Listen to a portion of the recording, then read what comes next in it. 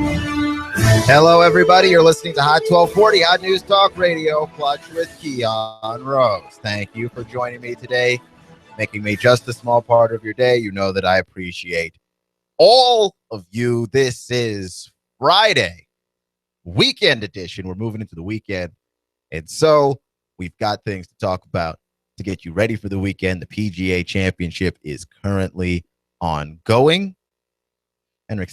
Henrik Stenson, who won the British Open not too long ago, he's tied for third. So we'll give you more updates on the PGA Championship as we go along. I want to say some things about Michael Jordan today because people are wondering if Michael Jordan really asked if Republicans buy sneakers. And also, I feel like there is some backstory around that needs a little bit of expose. We haven't really dug into the story all that much.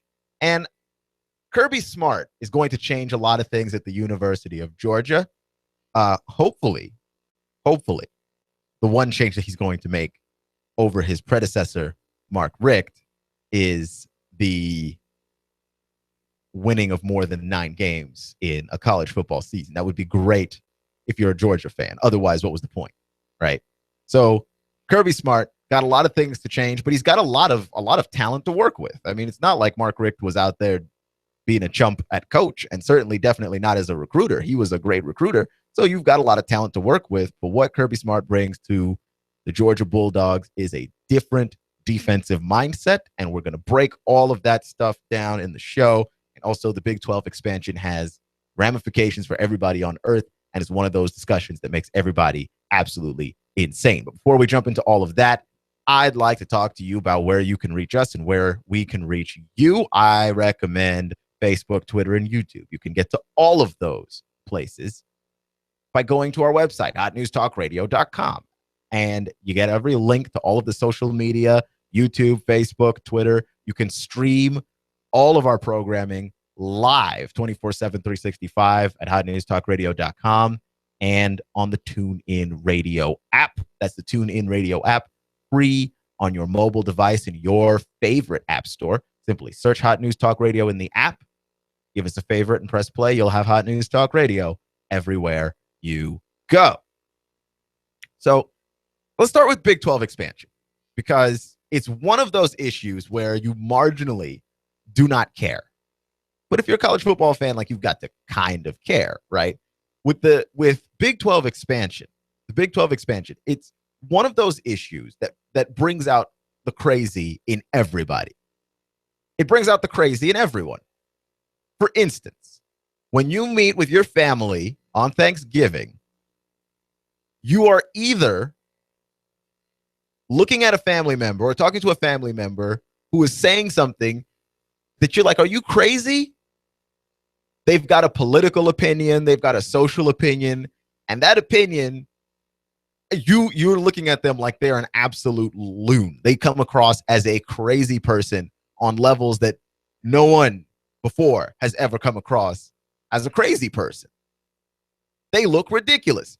And to give you an example, where we are in America with transgender issues, it's a conversation that no matter what side of the fence you fall on that, everybody sounds crazy.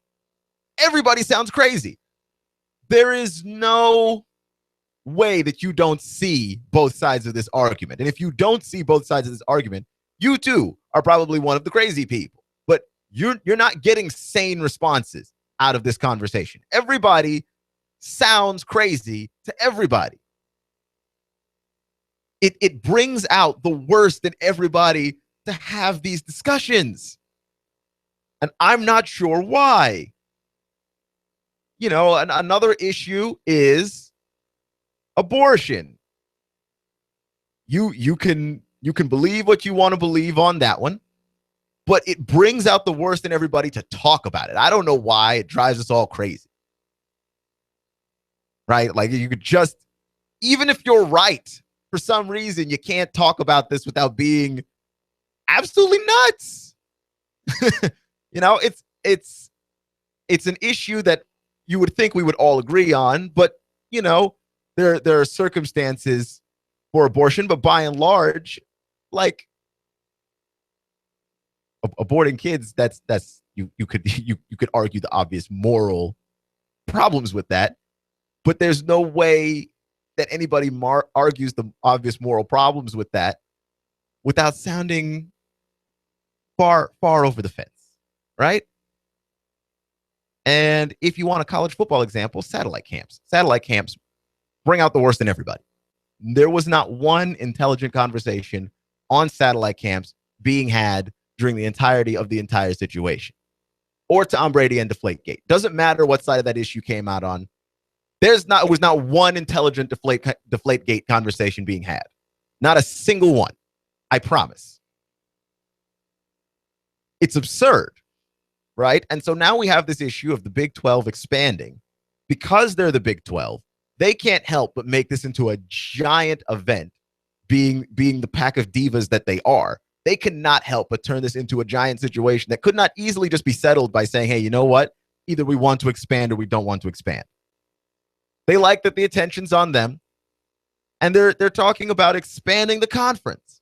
And because they're talking about expanding the conference, there are a bunch of teams, a whole truckload of teams that want to be in the Big 12. And why wouldn't you? They're a Power 5 conference. If you're a school that's not in a Power 5 conference, you can already understand you can make tons more money by being in a Power 5 conference. Being in a Power 5 conference means more visibility. It means playing bigger schools more frequently. And if you find a way to beat some of these bigger schools, you can be, hopefully, a powerhouse. And I think everybody looks to TCU as the example of the school that was great in an FCS conference, got to make the jump to the Power 5, to being a Power 5 conference. And you know what?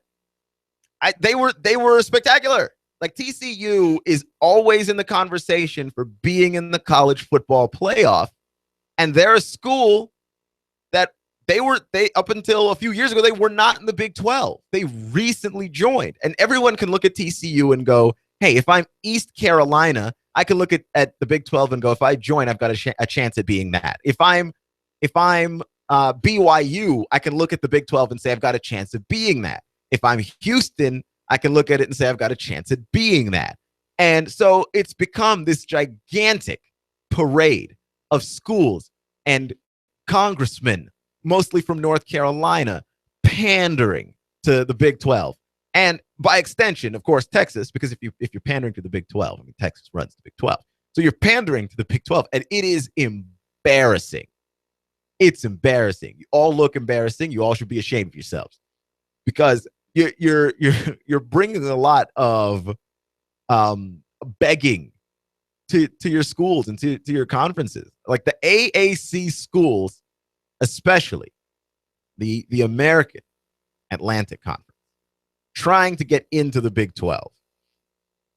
It is so much of the you've got politicians tweeting about, yeah, go Big 12 expansion, and hoping that the Big 12 will notice their school and allow them into the Big 12.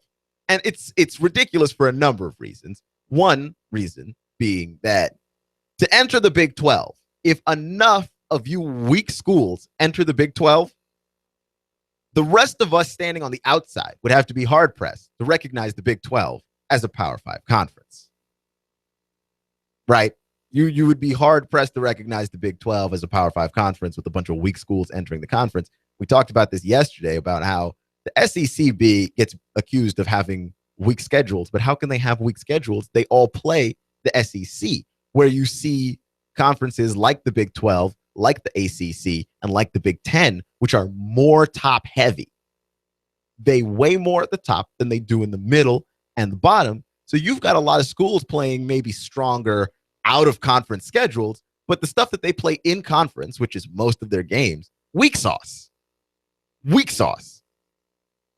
And you don't see that as much from the SEC, especially all of the teams inside the SEC West. You don't see that necessarily.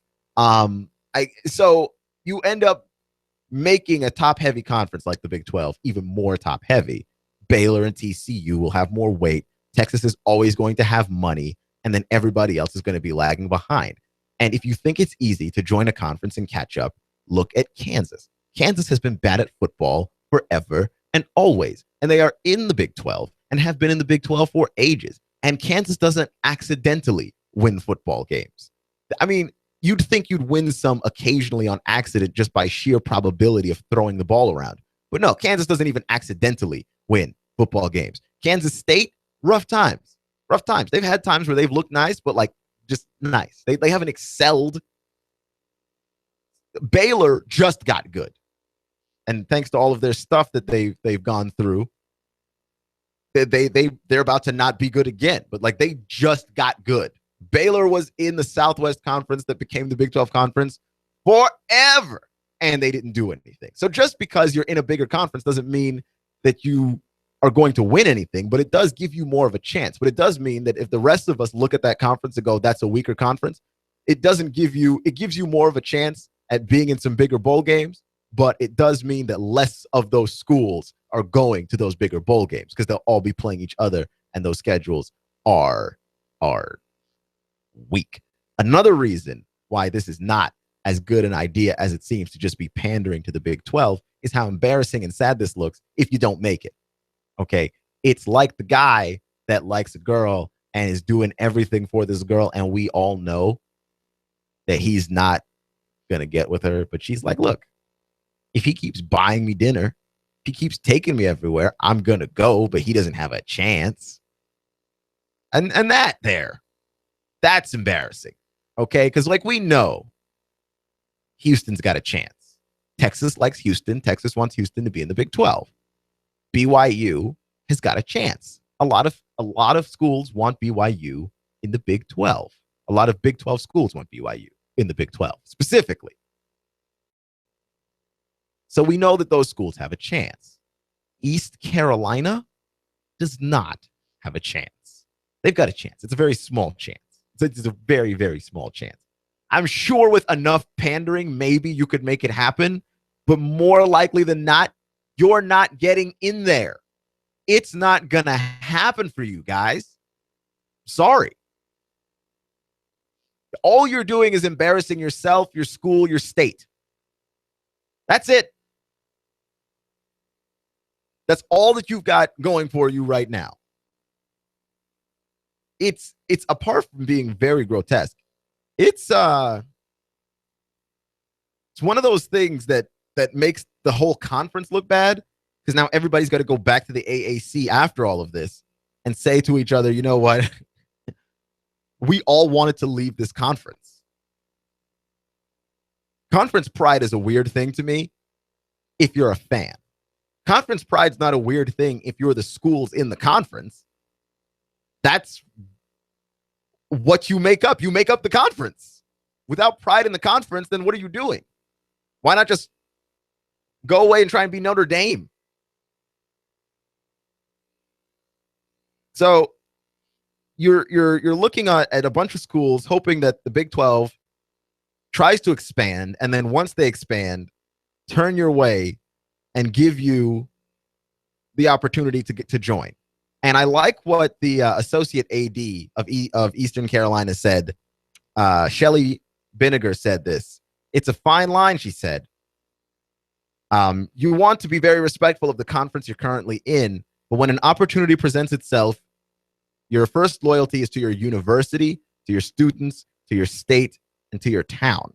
So like nobody has like AAC pride. This is not a thing.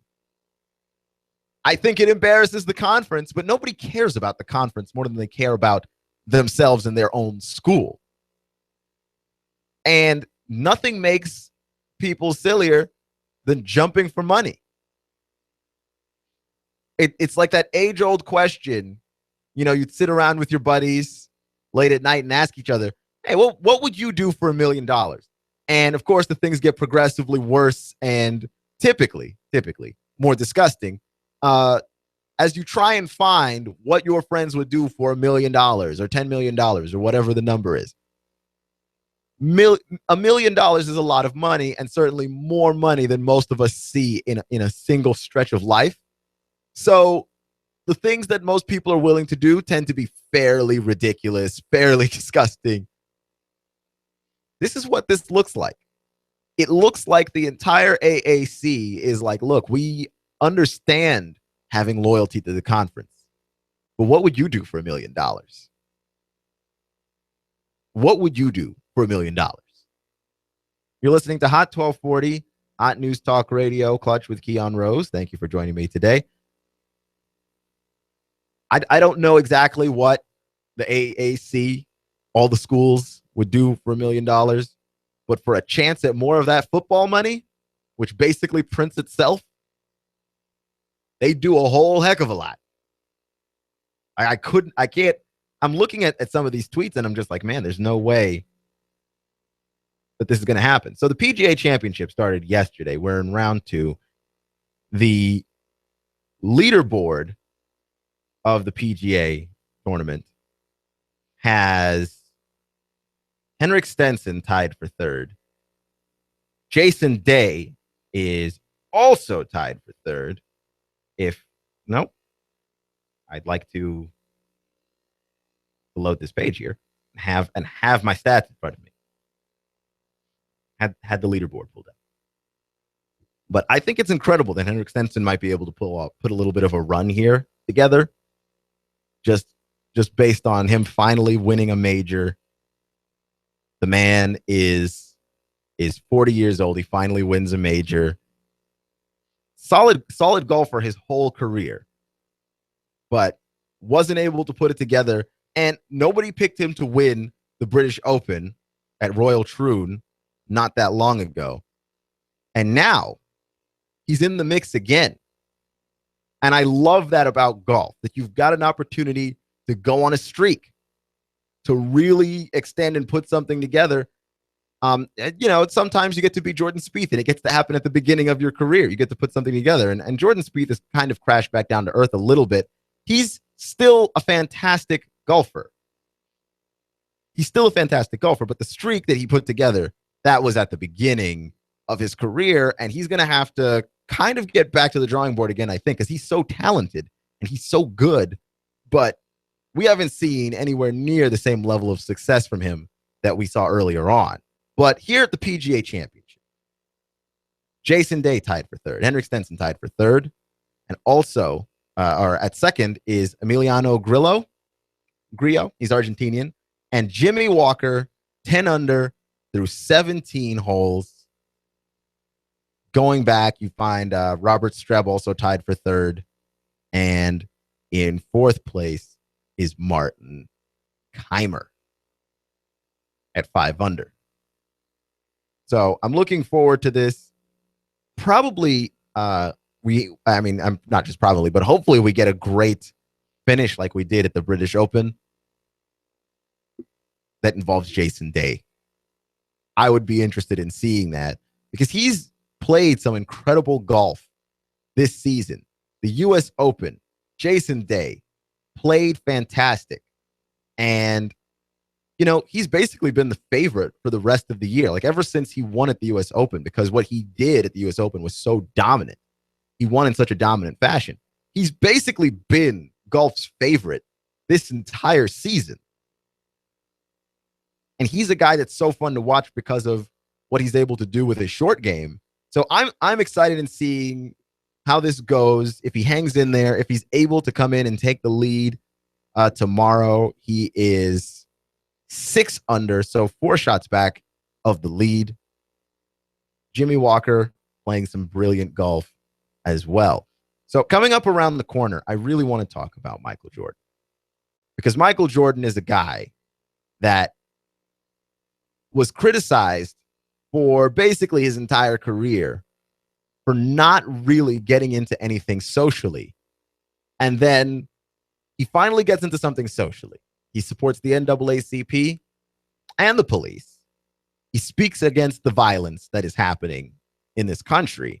And he basically said a whole lot of not anything, because we all believe that the violence needs to stop.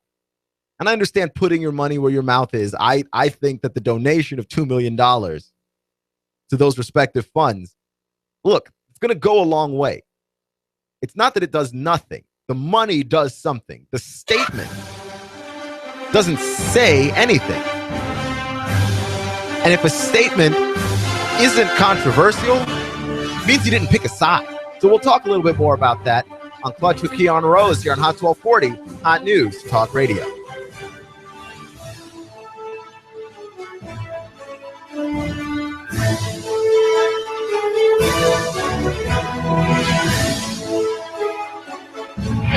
I'm blowing everything up. We're starting over. I'm doing a new show. I want guys who push it to the middle of the table and go over the top. Take a risk, fail miserably. I'm right, and I'm not wrong, and I'll never back down. Conflict works. Allow it. It's The Herd with Colin Cowherd. Right here and everywhere. Noon Eastern. You give us 12 minutes and 40 seconds, we'll give you Chattanooga and the world. Fox News Talk 1240. You and I know that real men are prepared for anything. You know what I'm talking about because you're a Take Charge guy. Everyone's talking about Grimm's Tactical, featuring first responder gear, survival gear and equipment, Voodoo Tactical, Leapers. For personal protection, Grimm's Tactical features non-lethal personal protection gear, AR/AK parts, knives, canning and dehydrating equipment. If you hike and camp, Grimm's Tactical has got what you're looking for, bags and packs. And for your side piece, concealed carry holsters for men and women. Plus, Grimm's Tactical carries a wide variety of freeze-dried food. Wise Mountain House, Backpacker's Pantry, Grimm's Tactical, where law enforcement shops, Safari Lane, Blackhawk, 511. First responder gear at Grimm's Tactical. Grimm's Tactical, 8115 East Brainerd Road, in the shopping center next to the Walmart Marketplace. Look for the Mighty Mini U-Haul office. Grimm's Tactical is right next door. Grimm's Tactical, 8115 East Brainerd Road. Finding just the right place to live can be a daunting task. Stop your search. In Chattanooga, the place to live is Cross Creek Villas for under $1,000 and available for immediate move-in. You can enjoy this 2-bedroom split layout, over 1,000 square feet, 9-foot ceilings, an extra-large patio or balcony. And don't forget to ask about their preferred employer program. Cross Creek Villas is a gated community, offering a 24-hour fitness facility, a beautiful pool and hot tub, and Cross Creek Villas is pet-friendly. Stroll the pet park with your best friend and enjoy the free use of their business center and clubhouse. Plus, if you mention you heard this on the radio, your application fee is free. Cross Creek Villas, close to downtown off of Highway 58. Go to crosscreekchattanooga.com. That's crosscreekchattanooga.com or call 894-0446. That's 894-0446. Redefine the way you live at Cross Creek Villas. Go to crosscreekchattanooga.com or call 894-0446. Cross Creek Villas. Any lingering showers will diminish through the nighttime. Some leftover clouds overnight, lows into the lower 70s. Now for your weekend, expect partly sunny skies, a few windy skies, mainly afternoon showers and storms popping up each day. Highs 90 to 92 with a little hotter and drier weather next week. This forecast is brought to you by Hamilton Neurosurgery and Spine Center, now open in Calhoun, Georgia. Stop putting up with back pain. For more, 706-529-9041. And I'm Machine 12 Chief Meteorologist Patrick Orr. On AM 1240, Hot News Talk Radio. You give us 12 minutes and 40 seconds, we'll give you Chattanooga and the world. Fox News Talk 1240. AM 1240 Hot News Talk Radio with your Hot News Now update. Officers are investigating a shooting that happened overnight last night. The details are still limited. No suspect or victim have been found, but there was a shooting on Glass Street last night. A Baylor tennis coach has been arrested by the Whitfield County Sheriff after they say he was purchasing $200 worth of meth down in Whitfield County. The sheriff says officers were in place to stop him from getting back onto 75 and escaping. He was pulled over, and they say they found meth inside an empty drink can as well as a firearm. He's been charged with multiple charges, including possession of a firearm during the commission of a felony and, of course, the violation of the Georgia Controlled Substance Act. He's now being held in the Whitfield County Jail without bond. A train has derailed in Spring City carrying coal and causing major backups for a while on Highway 27. Dozens of boxcars overturned. Norfolk Southern is investigating the cause of the derailment, which is not known at this time. And so far, no one has been injured in this crash. If it's going on in the Tennessee Valley, it's going on Hot 1240 Hot News Talk Radio. Hot News Talk 1240.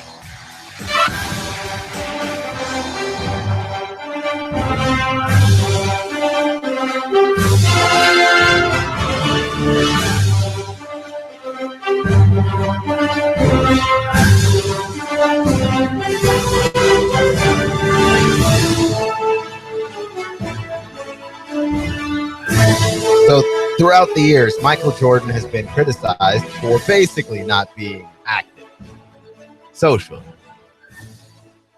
especially in the black community, which is where his silence would obviously have the most amount of weight, because we expect that from black athletes specifically, because black people have been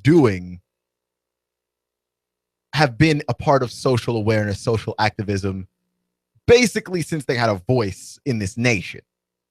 That's just a fact. It's part of black culture, is at least the awareness that you didn't always have the opportunity to speak freely, and certainly your ancestors didn't.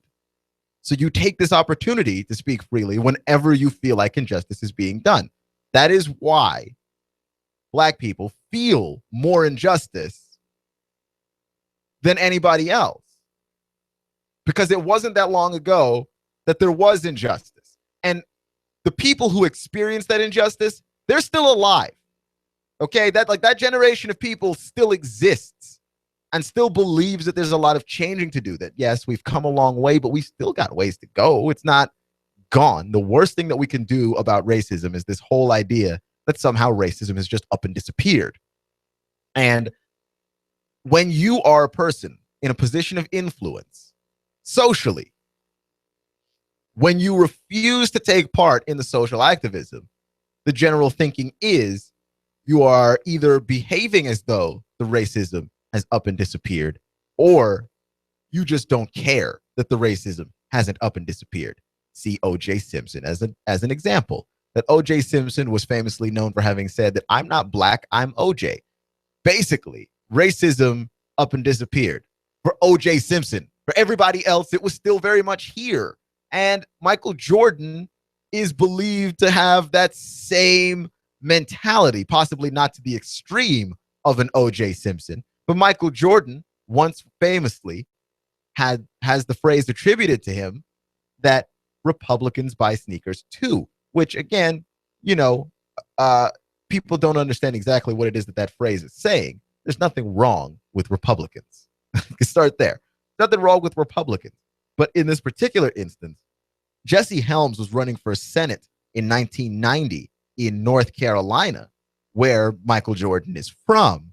And Michael Jordan didn't speak out or say anything about Jesse Helms running for the Senate seat in North Carolina. And Jesse Helms was a racist. And we all know he was a racist. And Michael Jordan said nothing, and then is reported to have said, allegedly, Republicans buy sneakers too. I don't want to anger any Republicans. Republicans buy sneakers too. You want to step out and say something about a racist, okay? If that person had been a Democrat, it would not have been okay to have said, well, Democrats buy sneakers too.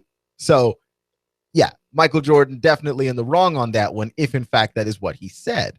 And there is an issue here because it is coming to the attention of a few people that it's possible that Michael Jordan didn't say that at all, which is a little horrible when you think about it, because Michael Jordan has been criticized from everybody from Jim Brown to Kareem Abdul-Jabbar. And those are two guys that, as far as social activism goes in America, those are two athletes that use their platform to speak out against certain issues. Here's Kareem Abdul-Jabbar talking about Michael Jordan and what Michael Jordan has failed to do socially. This is before Michael Jordan donated anything to anybody. You can't be afraid of losing shoe sales if you're worried about your civil and human rights. You can't be worried about that. It's just the way it is. He took commerce over conscience. That's unfortunate for him, but he's got to live with it. Which, ouch, Kareem, put the knife down, man. Yeah, I mean, the idea that Michael Jordan has somehow taken commerce over conscience, that quote has haunted Michael Jordan basically his entire career and post-career. Michael Jordan is possibly, of anybody who has ever played and or touched a basketball, the biggest platform ever. Okay, he's the first billionaire athlete. He's got the biggest platform of all time. I mean, Michael Jordan was recognizable everywhere in the height of his career. Michael Jordan is recognizable everywhere now. There isn't a single basketball player that is not aware of what Michael Jordan has done, what Michael Jordan has done for the league. Okay, Magic and Bird saved the league. Michael Jordan took it to the next level. And why guys are reaping in the massive contracts they're taking in now is because of Michael Jordan. So for Michael Jordan to basically have kept his mouth shut on every issue ever seems strange and odd, given the size of the platform that he's standing on. I personally don't have anything wrong with Michael Jordan choosing not to speak out. If Michael Jordan did a cost-benefit analysis of his life and said, what's better for me is to not say anything. He has the right to not say anything. And I don't think that he would be buried by his conscience for not saying anything. But the same people who are pushing at Michael Jordan to speak, or who are angry at Michael Jordan for, as they say, finally joining the fight. Yeah, about time. Don't turn around on Michael Jordan if or when he expresses a threatening opinion, which he hasn't yet. I would argue that Michael Jordan and everything that he said in that undefeated article is not an opinion really worth stating out loud at all, because the deaths of those police officers and the men killed by police officers ought to weigh heavy on your heart. As a human being, there's nothing new about this. Like, there's nothing that should be shocking. It's the same people who want to do the breast cancer awareness every year in the NFL, where you just wear pink every single year. Like, we don't know what breast cancer awareness is. Like, that's not a stand on anything. Nobody likes cancer. You're not standing on anything. An actual stance on this would be, here are some measures as to how we can fix it. This should not be happening, and it's happening because blank. That's an opinion. What Michael Jordan did was give us a $2 million non-opinion. And I'm okay with that too. That's perfectly fine for him to have that non-opinion. But if or when Michael Jordan says something that you really don't like, I don't want to hear you saying, why is Michael Jordan doing this? Michael Jordan should just run his basketball team. Oh, really? Because I remember all of you saying that he should speak. Like, people have said this all the time. I've heard this my whole life with athletes. Anytime an athlete says something and his opinion is considered to be wrong or considered to be stupid, everybody starts to say, just shut up and play football. Okay, then. But when that guy has a stake in something socially and he chooses to say nothing, I don't want to hear it from you. Not from you. Either the athlete stays silent or they speak. You can't have it both ways. But you like it when people parrot your opinions. Like, there's a joke that basically a comedian was talking about his wife, and he said that his wife, when she asks him things, she's not really asking. She already knows what she wants. You know, she says, honey, can you get my jacket? Well, I mean, he can't say no. She just wants to hear him say yes in his voice. She wants to hear him agree with her in his voice. That's what most of you want. Most of you want athletes to agree with you in their voice. And I see you. and your hypocrisy. And I'm telling you, you can't have it both ways. Doesn't make any sense. You're listening to Hot 1240, Hot News Talk Radio, Clutch with Keon Rose. Let's talk about Georgia. I'm going to jump ship. I'm going to change subject matter entirely and talk about Georgia. Because Kirby Smart has been with Nick Saban basically forever. That one constant of Nick Saban's career is that Kirby Smart has been there. He's the longest serving Nick Saban assistant. He's followed Saban from LSU to the Miami Dolphins and then to Alabama. And now he's jumped at just the right job with the right amount of talent and the right amount of skill as a defensive-minded guy in the SEC East, which is the weaker of the two. I mean, things have set up nicely for Kirby Smart. But a lot of people are curious as to what it is that Kirby Smart's going to bring to Georgia. Yeah. You could give me the obvious answer. Kirby Smart's going to bring defense. Yes, he's going to bring defense. But, like, what is he going to bring in the way of defense? Because he's learned from Nick Saban, who is a master. And Nick Saban learned with Bill Belichick back in Cleveland back in the day. I don't know if you remember the 1991 to the 1994 Cleveland Browns, I believe. That was with Bill Belichick and defensive coordinator Nick Saban. And Nick Saban has learned a lot of things. And one big thing that Nick Saban has learned, basically, from the early days of the NFL where they didn't pass the ball so much to now where everybody throws the ball all the time. And now he's in college football coaching defenses where everybody spreads you out, throws the ball all the time. And Nick Saban has applied the principles of pattern matching that he learned in the NFL. He's brought it to college football, and he's dominated with it. He's absolutely dominated with it. What is a pattern match? There are three forms of a defense, right? In your defense, you've got man-to-man, you've got zone, and you've got pattern matching. A pattern match coverage is a hybrid.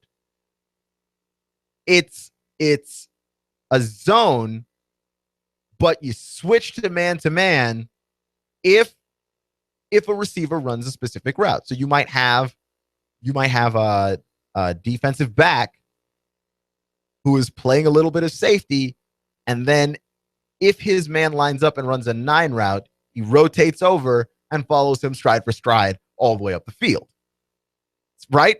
So Kirby Smart brings that concept to Georgia. Georgia having all of the size and all of the length that a team could hope to have. And I don't care what Kirby Smart has said about having, all SEC second team corners. I don't think he's bluffing, but I mean, come on, man. All SEC second team guys. Come on. He's got a lot of talent on that defense. And for the amount of talent that he has on that defense, Kirby Smart and Georgia, that's going to be a team to look out for this year. And I know, it's not a given that Tennessee is going to win the East. It's not a gimme at all. And I understand that. And Georgia's a big reason why. Florida's the other big reason why. It's not a gimme. I mean, I hate to say Florida because, like, I look at that team and I'm going, you're not there yet. You need a quarterback. You need a quarterback you can really, really rely on if you're Florida. But also, I understand that when you've beaten a team for 10 years, there's some level of respect that you ought to give that team. Because Florida has beaten Tennessee for 10 years, I cannot tell you with absolute, complete certainty that the witch is dead and Tennessee's finally going to win that one. So, yeah, we don't know that Tennessee is going to win the East. And if they don't, Georgia has got as good a shot at anybody at winning it. They've got the depth at running back. Their offensive line's fantastic. Their defense is great. Kirby Smart's going to make it greater. It's going to be very difficult to score on that defense. And I look at Tennessee and I see what threats they pose to that defense. And I look and I worry about Josh Dobbs' arm because it's not strong. We saw him make some throws deep, but we also saw him miss a bunch or simply not pull the trigger on deep throws that he could have possibly made. And I wonder and I imagine that there's a confidence issue there. Like, you just look at the arm and you just go, I can't make that throw. Okay. It's not like the guy was wide open 30 yards down the field. Josh Dobbs is not your strong-armed quarterback. He's cerebral. He's smart. He's got great legs. He's fast. He's accurate, especially on those short to mid-range throws. But the deep throws, I don't trust it as much as I'd hope. And I think that's something that, if you're Georgia, just schematically, you don't even have to scheme for all of that. So now you get to try and focus in on keeping 8 guys in the box. You don't have to worry about being scorched over the top because you'll be using more of a pattern matching defense. You've got an opportunity to really just embarrass Tennessee and make them look bad, which for a Vols fan, like, that's your worst case scenario, is you roll up on Georgia and Georgia just smacks you around. And that could very much happen, especially at the point in the season where you play them, which is about halfway through the season. Georgia could just show up and smack you around. That's about the point of the season where they're going to start gelling, where they're going to start playing together as one solid, cohesive unit, where they're going to start to understand Kirby's system a little bit better. It would be better had you played Georgia earlier in the season. I'm not saying all of this to say that Tennessee's going to lose. What I'm saying is a gigantic threat to your season is the Georgia Bulldogs, and I think a bigger threat than most people are realizing, because whenever you talk about people picking who's going to win the East, it's overwhelmingly Tennessee. And part of it is I'm a contrarian, okay? I walk into a room, and if everybody's doing one thing, I want to do something else. That's just who I am. That's the nature of who I am. That's part of how I ended up picking the Super Bowl the way I did. I picked the Broncos, but there was a ton of people picking the Panthers. So I had to pick the Broncos. That's just how that went. I'm a contrarian. Also, I'm a Peyton Manning fan. So that was an easy decision for me to make. But being a contrarian means that when I look at things that I like Tennessee to win the East as well. I like Tennessee to win the East. I think they're the best team. However, when too many people start picking Tennessee to win the East, it's time for me to start looking at other options just a little bit more carefully. Like, is there something we're overlooking? Because it's not wrong. How wrong are we very often about this stuff? We're just talking about golf, the British Open. How many people picked Henrik Stenson to win the British Open? Nobody picked Henrik Stenson to win the British Open. I didn't hear any of the analysts talking about him. Not at all. And that's a guy that's been a good golfer for a long time, but we have a tendency to just keep picking champions again and again and again. Oh, that guy won, so obviously he's going to win again, instead of looking at it like, okay, this guy's been like third and fourth his whole career. He's about to break through. We never look at it that way. So yeah, I'm looking at Tennessee, and everybody wants the storyline of Tennessee finally being back. And that's why it's so much easier to pick them. The storyline of Tennessee finally they're back. Finally, they're here. But how many times have we heard this before? Tennessee's back. Tennessee's here. It's like a politician promise. Tennessee is always back. They're always here, but they're never really here. Yesterday, I said Tennessee is acceptable. They're at an acceptable level. When they start winning some games, then I will truly accept them as being here. They're not here yet. And I know they had a lot of wins. Butch Jones said that the signature moment for the Vols last year was after the Arkansas game. The signature moment of this team. And I disagree. After the Arkansas game, yeah, they went on a run. They finished out the rest of the season well. But they also played the weaker part of their schedule after the Arkansas game. I want to know what they learned against good schools, because this is what their schedule looks like this year. Appalachian State is the season opener, September 1st. And I like that game a lot.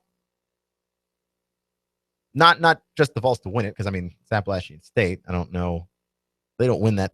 We've got bigger problems than what we thought. But I'm going to try and be at that game.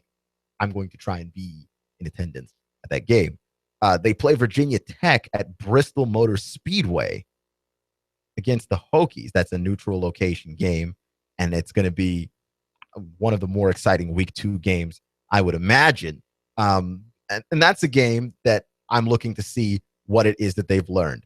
Florida, September 21st, Neyland Stadium. What has Tennessee learned? Because Georgia's not going to hand it, or Florida's not going to hand it to them. Then they play Georgia. Then they play A&M in College, at Kyle Field in College Station. They play A&M on the road after playing Georgia on the road, by the way, in Athens. Then they get Alabama at home. That's the 4th stretch of games.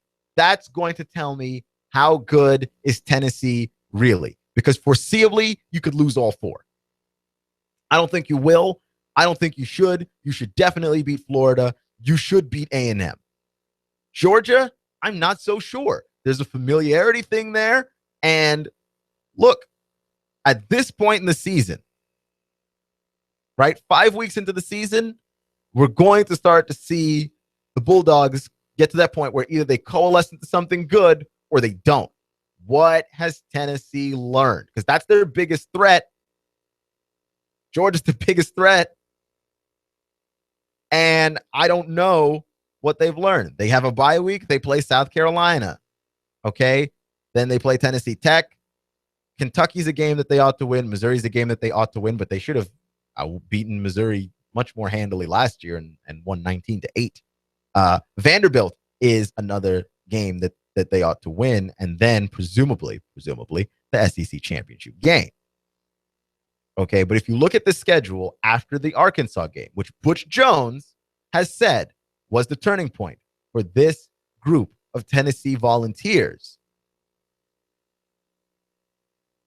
you look at the schedule after the Arkansas game, it's not very strong. They played the tougher part of their schedule in the first half of that season. And that's part of the reason why it did look as disappointing as it did early on, was you start off with a losing record to start the season. But part of it is you just played a bunch of tough schools. Open the season with Bowling Green, then you roll into Oklahoma. You lost that game close in an overtime.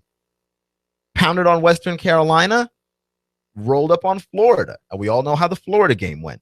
Then you played Arkansas and you lost to Arkansas 2 in a close game. And everything after that, you had Georgia, who you beat without shove. You had Alabama, who beat you. And you got Kentucky, South Carolina, North Texas, Missouri, and Vanderbilt after that. That's like nobody. Thanks for listening to Clutch with Keon Rose, Hot 1240, Hot News Talk Radio. Coming up next, Sons of Liberty. Remember, it's not how you start, it's how you finish. Stay clutch. You give us 12 minutes and 40 seconds, we'll give you Chattanooga and the world. Fox News Talk 1240. With every election,